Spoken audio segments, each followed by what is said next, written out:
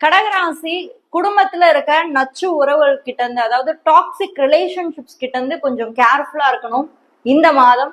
So வீடியோவை தொடர்ந்து பாருங்க, நிச்சயமா அது உங்களுக்கே புரியும். சேனலை இன்னும் நீங்க சப்ஸ்கிரைப் பண்ணாமலே பார்த்துட்டு இருந்தீங்க அப்படின்னா மறக்காம சப்ஸ்கிரைப் பண்ணி வச்சுக்கோங்க. நீங்க என்ன ராசியில பிறந்தீங்க, என்ன நட்சத்திரத்துல பிறந்தீங்க அப்படின்றத கீழே கமெண்ட் பண்ணுங்க. அண்ட் நான் தெரிஞ்சுக்கிறேன். யாராவது ஒரு ஃப்ரெண்டுக்கு இந்த வீடியோ ஷேர் பண்ணி ஹெல்ப் பண்ணணும்னு நினைச்சீங்கன்னா மறக்காம ஷேர் பண்ணி ஹெல்ப் பண்ணுங்க.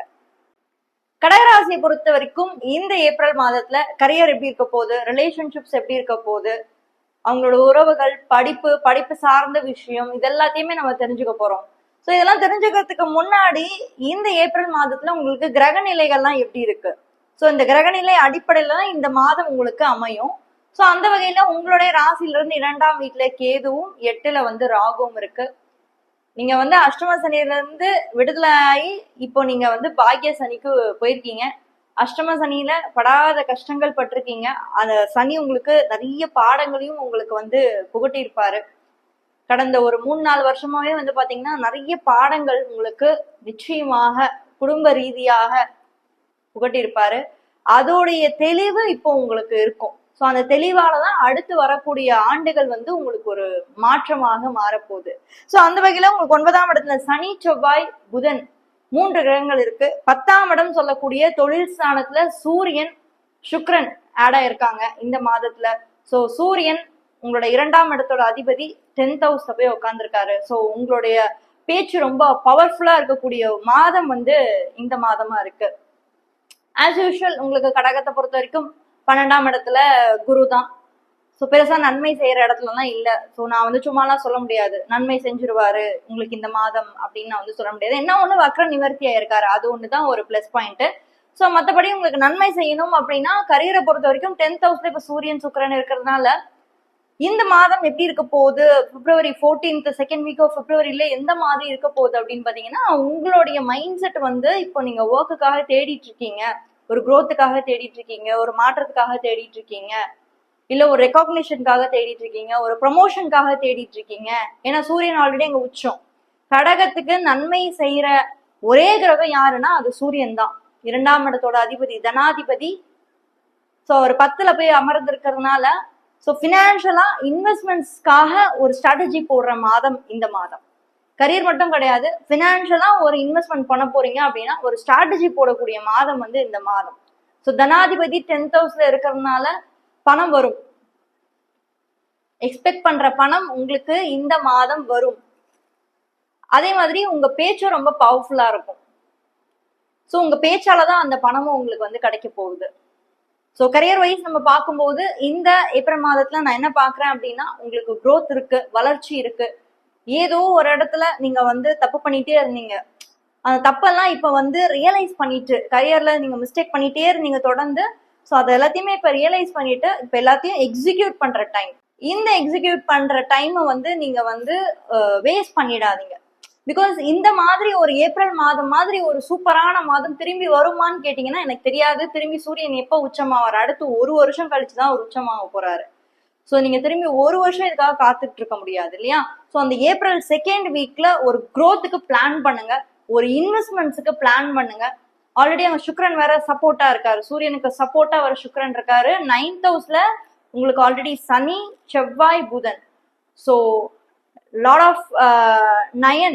ஸோ 9th ஹவுஸோட லார்ட் யாருன்னு பாத்தீங்கன்னா உங்களுடைய ராசியை பொறுத்த வரைக்கும் குரு. அவர் 12th ஹவுஸ்ல போய் மறைஞ்சது ஒரு வகையில கெட்டது அப்படின்னு நம்ம சொன்னாலும் 9th ஹவுஸ்ல ஒரு 3 பிளானட்ஸ் இருக்கிறது அப்படின்றது உங்களுக்கு ஒரு பாசிட்டிவான ஒரு விஷயம் நான் பாக்குறேன். ரிலேஷன்ஷிப்ஸ் பொறுத்த வரைக்கும் இந்த மாதத்தை எந்த ஒரு முக்கிய முடிவுகளும் நீங்க தவிர்க்கிறது நல்லது.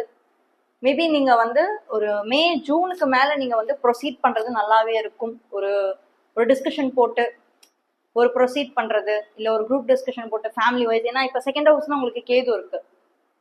ஸோ ஃபேமிலியில கொஞ்சம் அனுசரிச்சு போற டைம் இது. கேதுனாலே அங்க ஒரு இடைஞ்சல் தான், அங்க கொஞ்சம் பிரச்சனை தான். கடகராசிக்கு அடுத்த ஒரு 7-8 மாசம் கேது செகண்ட் ஹவுஸ்ல தான் இருக்க போகுது. ஸோ கடகராசி என்ன பண்ணணும் அப்படின்னா ஃபேமிலியில கொஞ்சம் அனுசரிச்சு போகணும். ஏன்னா நீங்க ரொம்ப அன்பானவங்க, பாசமானவங்க, இறக்க குணம் உள்ளவங்க. நீங்க அதை இன்னும் கொஞ்சம் அதிகப்படுத்துங்கன்னு நான் சொல்றேன். ஸோ கேது செகண்ட் ஹவுஸ்ல இருக்கிறதுனால ஃபேமிலியில கொஞ்சம் தள்ளி வச்சிரும், ஒன்னா சேர விடாது. ஒரு மிஸ் அண்டர்ஸ்டாண்டிங்லயே வச்சிருக்கோம், ஒரு புரியாத புதிர் மாதிரியே ஃபேமிலியை வச்சிருக்கோம். இது என்னோட ஃபேமிலி தானா, நான் இங்கதான் இருக்கேனா, தப்பா வந்துட்டேனா, இல்ல நான் தப்பா வந்து பிறந்துட்டேனா அப்படின்ற கேள்வி வந்து உங்க மைண்டுக்குள்ள ஓடிட்டே இருக்கும். சோ அந்த மாதிரி ஒரு புதிர் எல்லாத்தையுமே இந்த கேது வந்து பண்றதுனால கொஞ்சம் உங்களுடைய இயல்பான கேரக்டர் நீங்க மறந்துடுவீங்க. ஸோ உங்க இயல்பான கேரக்டர் என்ன, ஃபேமிலிக்குள்ள ஒரு அண்டர்ஸ்டாண்ட் பண்றது, அனுசரிச்சு போறது, ஒரு பிரச்சனைன்னு வந்ததுன்னா அந்த இடத்துல நீங்க போய் முதன்மையா இருந்த எல்லாத்தையுமே சால்வ் பண்றது, இதுதான் வந்து கடகத்தோட முதன்மையான ஒரு கேரக்டர். பட் அதுவே இங்க சரியா நீங்க வந்து வெளியே கொண்டு வர முடியாத ஒரு கஷ்டத்துல இருக்கீங்க. ஸோ இந்த மாதத்துல செகண்ட் வீக்ல உங்களுக்கு அந்த மாதிரி பாசிபிலிட்டிஸ்லாம் இருக்கு. முடிஞ்ச அளவுக்கு கொஞ்சம் அன்பு, பாசம், இறக்கம்லாம் திரும்பி உங்களுக்கு வந்ததுன்னா எக்ஸலண்டா சூப்பரா இருக்கும். ஹெல்த் வைஸ் எப்படி இருக்கு அப்படின்னு பாத்தீங்கன்னா, ஆல்ரெடி 8th ஹவுஸ்ல வந்து நம்மளுக்கு இங்க ராகு இருக்கு இல்லையா. 8th ஹவுஸ்ல நமக்கு ராகு இருக்கு, 6ஆம் வீடு. ஸோ 6th ஹவுஸ் தான் நம்மளுக்கு health. So 6th house Lord வந்து 12th ஹவுஸ்ல இருக்கிறதுனால தேவையில்லாத ஹாஸ்பிட்டல் செலவு அது இதுன்னு வச்சுக்கிட்டு இருக்கோம். இன்னும் குறிப்பா சொல்லணும்னா ஒரு 40ல இருந்து 60 வயசுல இருக்கவங்களுக்கு அந்த ஹெல்த் ப்ராப்ளம்ஸ் வந்துகிட்டே இருக்கும். லிவர், கிட்னி சார்ந்த விஷயங்கள், ஈவன் சில சர்ஜரிஸ் போற மாதிரி கூட இருக்கு. பட் அவ்வளோலாம் பயப்பட வேண்டாம். ப்ரிகாஷன் எடுத்துக்கோங்க. அஸ்ட்ராலஜில நான் வந்து என்ன சொல்ல முடியும்னா, இதெல்லாம் நடக்கிறதுக்கு வாய்ப்பு இருக்குன்னு சொல்றேன். ஸோ அப்ப நீங்க ப்ரிகாஷன் எடுத்துக்கோங்க. அவ்வளவு தூரம் போக வேண்டாம், பட் நம்ம அதுக்கு முன்னாடியே நம்ம தடுத்துடலாம்ல. வரும் முன் காப்போம் அப்படின்னு நம்ம சொல்லுவோம்ல, prevention is better then cure. அப்போ நீங்க அதை வந்து வரப்போது நம்மளுக்கு ஏதோ இதை நம்ம இப்படியே விட்டோம்னா நமக்கு சர்ஜரி வரைக்கும் போயிடும். அப்போ டாக்டர்ஸ் கொடுக்குற மெடிசன்ஸ் எல்லாத்தையும் நீங்க பக்காவா எடுத்துட்டு வாங்க, அவ்வளவு தூரம் உங்களுக்கு போகாது. ஸோ மேரேஜ்ல மட்டும்தான் கடகராசி இந்த மாதத்துல கொஞ்சம் தள்ளி போடணும், அவசரப்பட வேண்டாம். ஏன்னா செகண்ட் ஹவுஸ்ல இப்ப கேது இருக்கிறதுனால நோ பாசிட்டிவ் ஆஸ்பெக்ட், எந்த ஒரு பாசிட்டிவான பிளானட்டோட ஆஸ்பெக்டும் இப்ப கேது மேல இல்லை. ஸோ உங்களுக்கு அந்த பாசிட்டிவான ஆஸ்பெக்ட் இல்லாதனா குடும்பத்திலேயே இப்ப கொஞ்சம் கோளாறு இருக்கு. அதெல்லாம் சரி பண்ணிட்டு தான் நீங்க நெக்ஸ்ட் அடுத்தடுத்த மூமெண்ட்ல வந்து நீங்க வந்து என்னன்றத பார்க்க முடியும். ஏன்னா குடும்ப உறவுகளே உங்களை நம்ப முடியாது. இப்ப குடும்பத்துல நீங்க இருக்கீங்கன்னா குடும்ப உறவுகளே உங்க முதுகு மேல வந்து குத்துவாங்க. உங்க மூஞ்சி முன்னாடி ஒண்ணு பேசுவாங்க, மூஞ்சுக்கு முன்னாடி அப்படியே வேற மாதிரி ஒரு பிம்பத்தை கிரியேட் பண்ணுவாங்க. அவங்கள நீங்க அப்படியே நம்பிடுவீங்க. கடகம் வந்து ரொம்ப எமோஷனல், ரொம்ப கேரிங், ரொம்ப பாசம், ரொம்ப இறக்கும். அப்ப டக்குன்னு என்ன ஆகும்னா அவங்களுடைய அந்த சேஞ்ச் வந்து உங்க மனசை ரொம்ப பாதிச்சிரும். அதனாலதான் குடும்ப உறவுகளை இந்த மாதம் நீங்க கொஞ்சம் நம்பாம இருங்க. அனுசரிச்சு போங்க, விட்டு கொடுத்து போங்க, எல்லாமே பண்ணுங்க. பட் பிலீவ் பண்ணாதீங்க, டோன்ட் பிலீவ். கொஞ்சம் கேர்ஃபுல் இந்த மாதம். அண்ட் எஜுகேஷன், படிப்பு சார்ந்த விஷயம்லாம் சூப்பரா இருக்குமா? எஸ், கண்டிப்பா சூப்பரா தான் இருக்கும். பேரண்ட்ஸ் வந்து உங்களுடைய குழந்தைங்களுக்கு வந்து என்ன மாதிரி பண்ணலாம், இல்ல அவங்களுடைய கோல் அச்சீவ் பண்றதுக்கு என்ன மாதிரி பினான்சஸ் எல்லாம் நீங்க இப்பவே ரெடி பண்ணலாம் அப்படின்ற ஒரு தாட் ப்ராசஸ்க்குள்ள போக ஆரம்பிப்பீங்க.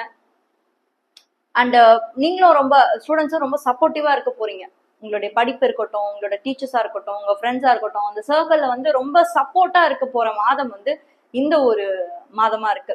மொத்தத்துல கடகராசியில இருக்கவங்க குடும்ப உறுப்பினர்கள்கிட்ட கொஞ்சம் கேர்ஃபுல்லா இருக்கிறது நல்லது. பிகாஸ் செகண்ட் ஹவுஸ்ல கேது இருக்கு. நெக்ஸ்ட் ஒரு 7-8 months வரைக்குமே அது இருக்கிறது நான் பாக்குறேன்.